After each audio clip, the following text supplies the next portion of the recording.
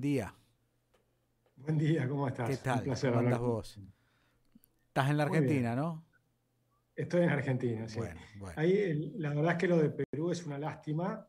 Perú es un país donde venía, desde el punto de vista de la economía, venía mejorando mucho, pero desde el punto de vista de la política tenía un problema muy serio porque permanentemente tenían casos de corrupción y demás, ¿no? Entonces, lamentablemente, las democracias, cuando vos te enfrentás a la izquierda, a la izquierda dura, a la izquierda populista, dejan de ser democracias.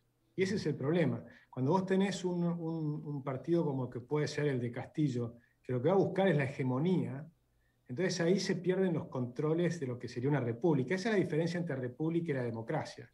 La Yo república es la división de poderes, la constitución y demás. no quiero discutir de entrada con vos y mucho menos de esto, ¿no? Pero déjame hacer un pequeño bocadillo. Me parece que la división de populismo, donde ahora el populismo tiene populismo de derecha y de izquierda, por ejemplo Donald Trump, populismo de derecha y populismo de izquierda, hace que las autocracias o los países dictatoriales, aunque sean nacidos de la democracia, no tenga que ser exclusivamente de la izquierda y la derecha. El problema que es Sí, sí, puede ser. la autocracia, No, la por cabeza de la supuesto. autocracia. Es decir, vemos, No, no, es que no estamos en desacuerdo en eso, claro, estoy totalmente de acuerdo.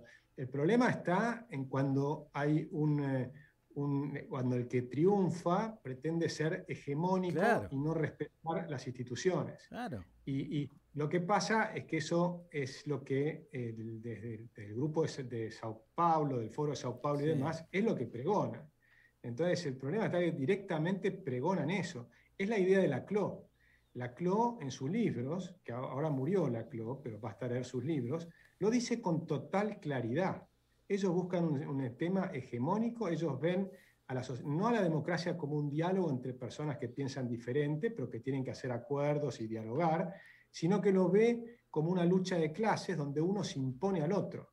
Entonces el que triunfa se impone. Entonces el 50% de la sociedad decide suicidarse, el 100% se tiene que cortar la cabeza, ¿no? Ese es el tipo de cosas que ocurren en nuestros países. Y una cosa que es interesante ver es que ocurre generalmente en los países cuando les va bien rápidamente, no cuando les va mal. Le ocurrió a la Argentina cuando le iba bien, no cuando le va mal. Le ocurrió a Cuba, Argentina, a Venezuela, cuando llegaron a ser el número uno de América Latina. Ahora a Chile, cuando llegó a ser el número uno de América Latina. En el caso de Perú no, porque nunca llegó a ser bueno, el es número muy uno. Pero interesante lo que estás diciendo porque habría que rever una parte distributiva del capitalismo, ¿no? Porque cuando vos me decís no que le es va un bien, tema de distribución del no, capitalismo, pero es un tema de psicología. déjame terminar No, esta idea. Países que, como decís, que le va bien, los que se enarbolan son los que le va mal, las personas que van y le está yendo mal, donde el no, capitalismo, tampoco, no, es que no es así. ¿por Se qué no? enarbolan los que les va bien.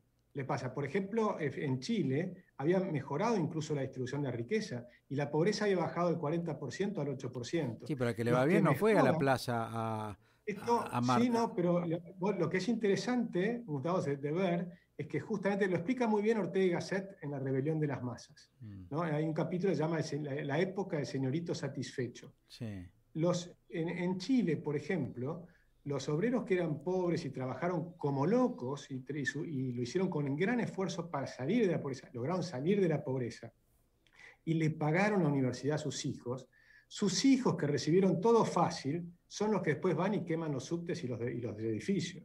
mm, ¿Entendés? No, no son los obreros que laburaron, que realmente lo hacían con gran esfuerzo, son los hijos que son los señoritos satisfechos. Y ese es el problema que tiene la evolución del ser humano. Giambattista Vico, que era un gran filósofo, historiador, él decía que habla de la mejora y la caída de las naciones, ¿no? Ya desde hace muchos siglos. Y él demuestra siempre pasa lo mismo. Al principio están los que son guerreros, después están los que son los constructores, los ingenieros y demás. Después vienen los que ya tienen una vida más fácil y empiezan con las artes y demás. Y la cuarta fase es cuando son disolutos, cuando todo les pareció fácil, solo se acuerdan de los derechos y se olvidan de las obligaciones. Esta evolución ocurre mucho. No ocurrió, por ejemplo, en Estados Unidos porque tuvo dos guerras mundiales y eso le hizo que sea más largo el periodo, o en los europeos que tuvieron 2 guerras mundiales. Pero cuando la Argentina no tuvo nada, le iba muy bien, porque los salarios de los argentinos estaban entre los 10 mejores del mundo. O sea, ¿de qué se quejaban? Estaban entre los 10 mejores del mundo. Y tenías moneda, y podías ahorrar, y salían de la pobreza muy rápido. Entonces, cuando vos comparás todos los indicadores de la Argentina de esa época, la mejoría era espectacular. Y sin embargo, destruyeron el sistema. Y entramos en 100 años de decadencia. Sí. Pero ahora, y eso es lo que a mí más me gusta, que me da optimismo, más que me gusta, me da optimismo, es que después de estos 100 años de decadencia, ya no somos los señoritos satisfechos. Ahora tenemos que volver a empezar. Ahora tenemos que volver con el esfuerzo. Ahora vamos a tener que empezar a votar distinto. Vamos a tener que empezar a decir, muchachos, se acabó la fiesta, no se dieron cuenta. O sea, ahora no podés vivir más de planes sociales, ahora hay que ponerse a trabajar en serio. Ahora hay que ponerse a educar en serio, ya no te van a poder más dar el título sin estudiar. En Argentina se reciben en la secundaria, el 50% de los chicos no comprende lo que lee y el 75% no sabe en matemáticas. Entonces, ¿por qué les dieron los títulos? Acá pasás de grado sin estudiar. Eso no puede ocurrir más. Hay que volver a lo que tenían nuestros abuelos, que era la cultura del trabajo, del esfuerzo, del ahorro, ¿no? De la honestidad, de la limpieza. Te escucho y por ahí me acuerdo de un político que dijo alguna vez, la Argentina siempre se puede estar peor. Ya ni me acuerdo quién fue, pero siempre se puede estar peor. O sea que yo creo que se puede mejorar. Yo creo que te escucho y digo, oh, qué lindo, se terminó todo esto, pero no, siempre podemos estar peor, siempre. Yo creo que estamos llegando a un momento donde la gente empieza a darse cuenta. ¿Sabes quiénes? Los más jóvenes. A mí me impresiona, hoy tengo, por ejemplo, algunos comentarios que me recibo de chicos de La Matanza que me escriben de el adoctrinamiento que están recibiendo. Se están dando cuenta que están siendo adoctrinados con el marxismo, con Keynes, y con esa idea de que el neoliberalismo es el cuco malo, cuando realmente la libertad es lo único bueno que tiene, lo mejor que tiene el hombre es la libertad. Entonces, estar en contra de la libertad es ridículo. La Argentina nació siendo un país libre. Melcoñán lo dice, me dicen acá. Para ser un país libre. Producción me dice que lo dijo Melcoñán. Lo que recién... Bueno, no, lo tengo, mirá, si vos encontrás en mi Instagram, vas a encontrar 1000, porque los voy publicando algunos, no todos, porque me llegan muchísimos, vas a encontrar 1000 jóvenes de todo el país que me van mostrando los casos de adoctrinamiento. Es impresionante. Ayer hablaba con José Luis Esper y más o menos le planteaba esto, ¿no?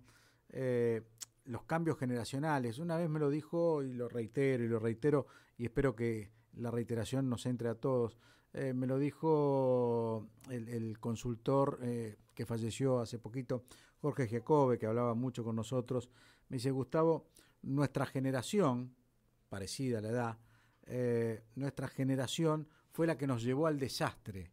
No puede ser la misma generación que nos llevó al desastre la que nos saque del desastre, porque nuestra generación es la que nos llevó.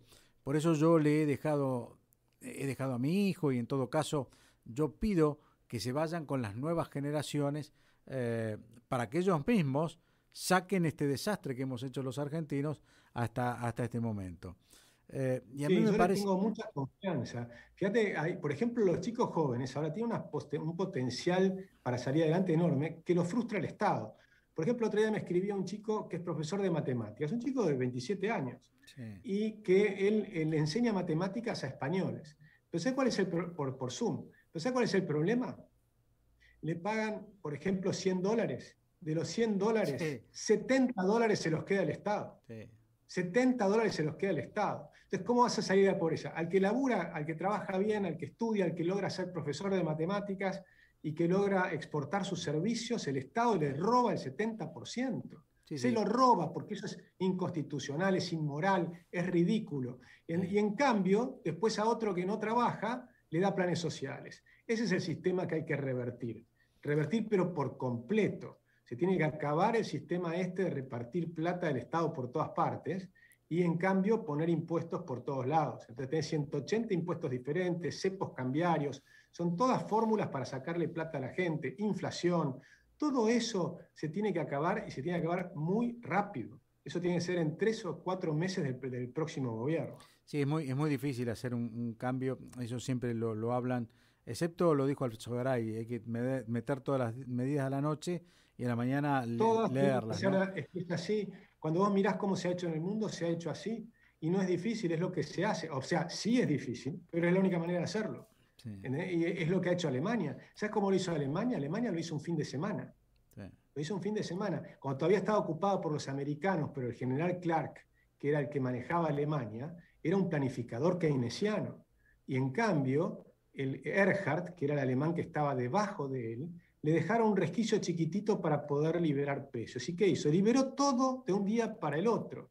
Todo, un domingo. Hizo absolutamente todo. El lunes empezaba una economía diferente. Y ahí empezó el milagro alemán. Si vos recordás la convertibilidad, fue algo parecido. La convertibilidad fue un cambio de sistema monetario y de un día para el otro eliminaste la inflación. En un año y medio la inflación bajó de 3.000% a cero y te quedaste en cero durante 10 años. Es decir, eso se puede hacer y se tiene que hacer de manera de shock. Y eso te genera un shock de confianza enorme y es lo contrario de lo que la gente cree que es un programa de ajuste. Es un programa de liberación. Hay que liberar a estos chicos, a los jóvenes, a los que quieren hacer empresas. Hay que liberar a los que quieren producir riqueza y que sean dueños de su propio esfuerzo. Acá O sea, que pasa, el que genera riqueza es el dueño de eso, es su propiedad. Eso hay que Agustín, comprenderlo. con Los respecto a los diputados no son impuestos, dueños de lo que producen los demás. con respecto a los impuestos que estás planteando, acá pasan cosas raras, también lo reitero muchas veces. Fui a sacar un carnet de conductor, pagué 1.500 pesos, ¿no es cierto? ¿Qué son los 1.500 pesos? Es todo para el Estado, ¿no? El carnet de conductor no hay nada de los privados, es todo se lo queda el Estado.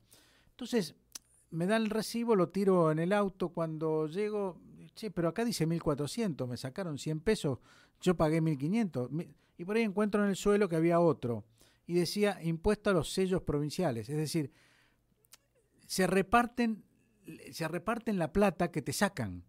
Fíjate vos, 1.400 para la municipalidad, 100 para la provincia. Es una cosa increíble. O sea, no saben Es en qué sumar. impresionante. Ingresos brutos es de terror. Incluso hay provincias que te cobran por cosas que no hiciste en la provincia. Sí, O sea, la provincia de Buenos Aires me cobra a mí ingresos brutos. Yo no tengo nada en la provincia de Buenos Aires. sí. Y es ridículo, cargo nafta y me cobra ingresos brutos. Es una cosa, realmente es insólito lo que nos ha pasado en todo el sistema impositivo. Hay 180 impuestos, hay que súper simplificar el sistema, poner 5 o 6 impuestos, simples, bajos. No pueden haber impuestos altísimos. Los impuestos altos son un robo, porque además son inconstitucionales. La propia Corte Suprema dijo más de 35% es confiscatorio. Te sacan mucho más que 35%. Sí. Lo que pasa es que te lo van sacando por pequeños impuestos. Entonces, Igualmente, Agustín, yo tengo un video que lo vamos a pasar. También tienen que pagar todos impuestos. También hay que pagar todos impuestos. Pero justamente, pero lo que tenés que tener son impuestos simples, claros y que paguen todos. Porque cuando vos pones 180 impuestos... Esto lo dijo Favaloro en un programa de Neustadt hace 20 años atrás, 15 años atrás. Claro, pero el problema es el huevo, dónde está el huevo y dónde está la gallina. Porque acá hay uno que empieza. El que empieza es el Estado cobrando excesivos impuestos. Y la gente se defiende evadiendo. ¿Sí? Entonces, si vos pones un sistema racional de impuestos lógicos y razonablemente bajos, entonces los van a pagar todo el mundo. Y ahí sí puedes poner más presión. Ahora, cuanto más presión pones, lo que logras es que se vayan del país. Y es lo que está pasando con, por ejemplo, muchos de los que tienen los unicornios, los nuevos grandes empresarios que han ganado mucho dinero. No hay ninguno en la Argentina. Bueno, se te fueron 7 de los grandes. Y eso, y es tremendo eso. Eso, el costo para la Argentina, Gustavo, es inmenso. Porque se van tipos creativos, gente que sabe crear riqueza, generar empleo, agrandar la torta. Argentina está en una espiral decadente donde se va achicando. Y cuando se te va achicando, es cada vez más difícil poder sostener a cada vez más cantidad de gente que vive del Estado. Ese círculo vicioso donde estamos metidos se tiene que cortar de un día para el otro. No hay forma de hacerlo fácil, pero hay que hacerlo. Y lo tenemos que hacer por los jóvenes, por el futuro, por los chicos. O sea, esto es totalmente indispensable hacerlo porque estamos en un momento donde esta situación, más allá de la coyuntura, de la recuperación que puedes tener ahora por la soja, porque salimos de la pandemia, hay cierta recuperación, pero la Argentina está destruida, se está destruyendo en una espiral decadente porque cada vez son más impuestos y más de los que vienen del Estado. Y cuando ese número ya no te cierra por ningún lado. El Banco Central está totalmente quebrado, totalmente quebrado. Las reservas netas están en 700 millones de dólares y el endeudamiento del Banco Central, ¿no?, en los pasivos remunerados, con tasas muy altas del 45% anual, ya equivalen al 147% de la base monetaria. El Banco Central está quebrado y el Tesoro está quebrado. Tenemos una deuda que no la podemos pagar. Entonces ahora nuevamente lo que están hecho es patear los vencimientos para adelante. Tuvimos default el año pasado, vamos a volver a tener default en el 2023 o 2024. ¿Sí? Entonces ya no solo están destruyendo este gobierno, sino que ya están destruyendo el próximo gobierno. ¿Te das cuenta de lo que es el drama este? Entonces, hasta que no comprendamos que tenemos que hacer un cambio completo de sistema económico, un cambio total de sistema económico, volver a la Constitución del 53-60. La Constitución del 53-60 prohibía el socialismo. Estaba prohibido el socialismo, porque el socialismo es lo contrario de la propiedad privada. O sea, estos impuestos altísimos es lo contrario de la propiedad privada. Y la propiedad privada es la libertad. No hay libertad sin propiedad privada. No existe la libertad. Hay una contradicción en eso que estás contando, ¿no? Libertad y prohibición. Libertad y prohibición. ¿Prohibición de qué? Del socialismo, como estás diciendo. Pero si hay libertad, cualquiera puede elegir. No hay ninguna contradicción. La libertad es la prohibición del socialismo. Si socialismo es lo contrario de la libertad. No, pero la palabra prohibición sería una contradicción a la palabra libertad. Listo. No, porque eso es lo mismo que... No, porque lo que está diciendo es como... cuando vos te estoy diciendo, la libertad es reconocer la libertad de los demás. Por eso. Al reconocer la libertad de los demás, el socialismo no lo hace. Bueno. Entonces, por supuesto, la libertad tiene un límite. El límite de la libertad es que tu libertad termina donde empiezan la de los demás. Si en cambio se junta un grupo de diputados y destruyen las libertades de las minorías, poniéndoles excesivos impuestos, por ejemplo, y termina siendo un esclavo, hoy el campo argentino son siervos de la gleba. Le sacan el 80% de lo que producen. Ya no son libres. Cuando a vos te sacan el 80% de lo que producís, no sos una persona libre. Cuando a vos te ponen un cepo cambiario y no te dejan comprar dólares, no sos libre, por ejemplo, para viajar al exterior. O sea, los que somos ricos y demás podemos viajar, pero el resto de las personas ya no. Entonces, cuando vos no te prohíben ahorrar, te prohíben salir de la pobreza. Eso es lo contrario de la libertad.